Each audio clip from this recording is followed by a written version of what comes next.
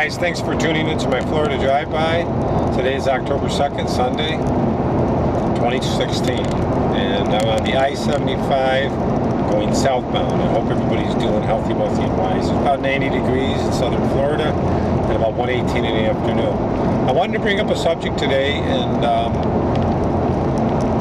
it's kind of funny, guns that come back to us. I guess this is going to be,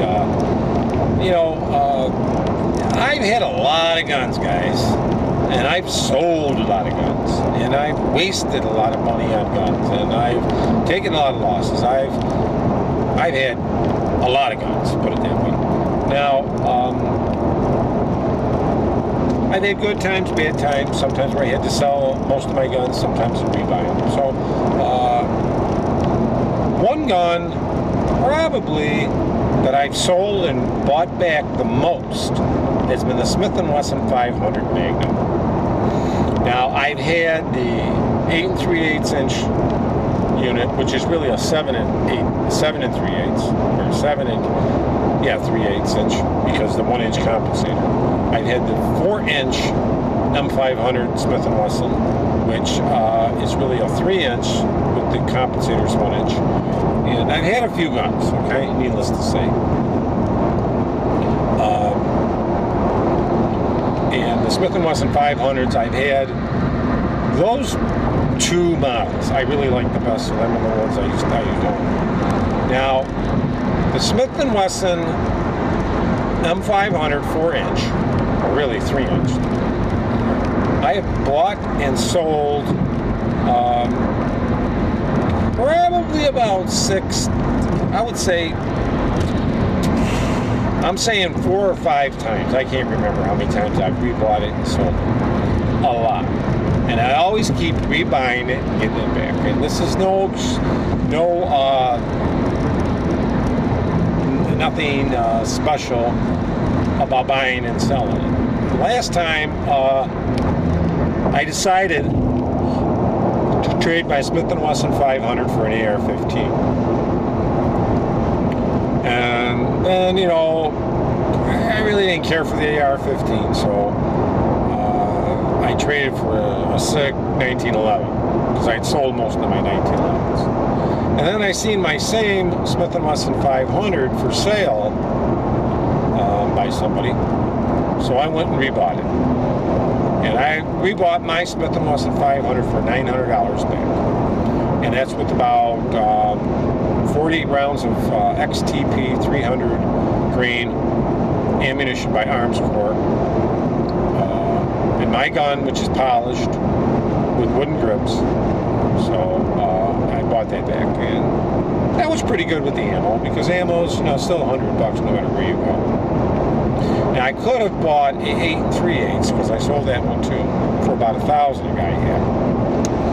And I really thought about it, but I like my Smith & Wesson 500 was polished, and I kind of like the smaller barrel. I think it looks kind of neater. It's more balanced.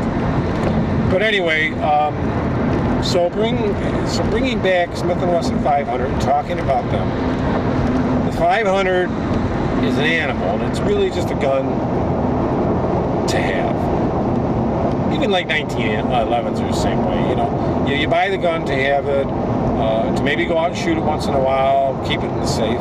But the nice thing about the guns, if you don't pay a lot for them, or within reason, they're always going to be worth what they're worth. So like a Smith & Wesson 500 used, no matter what, it's worth about $900. 900 to probably, 1,100. But 900, you can get rid of it. So 900 is a good price. So if you buy it back for 900, you can sell it for 900. Not that you want to. And don't forget, there's always trades and deals you can do with other people, do crap like that. So, but that's going to really be up to you. But I wanted to bring that up. Smith & Wesson 500 is a very nice gun. It's very well made. It's probably the most powerful gun you can get for that kind of price. If you get into a Desert Eagle, you're going to be paying $1,500. And, it's not as powerful as the Smith & Wesson. But, of course, the Desert Eagle is a semi-automatic handgun. So it's the most powerful semi-automatic commercially available. Okay. The Smith & Wesson 500 is the most powerful revolver commercially available. When I say commercially available, I mean where you could just go out to the gun store and buy it. Rather than a custom gun like a Nitro Express 700 or 600, which are $20,000 or something like that, which is a custom gun, very hard to get. It's not a commercially really available gun. So the commercially available ones, Smith & Wesson 500 remains the king until Smith & Wesson maybe would decide to come out with something bigger. But I don't think they are, because then you're going to get into, you'd have to get into like a 600 or something caliber, 700. Then the gun would be too expensive. But Smith & Wesson 500, great gun. I wish they did make a 50 BMG. That would be sweet to get a 50 BMG handgun. That'd be pretty much the ultimate. But I know they do make one. I think they stopped making it. It's probably like a $20,000. You can get it somewhere. They got it for like 20 grand. Somebody's probably got it, a collector or something. But thanks a lot for tuning into my video. I hope you guys are all doing great. And tell me what you think. Smith & Wesson 500. Why would you want one? Right? Why?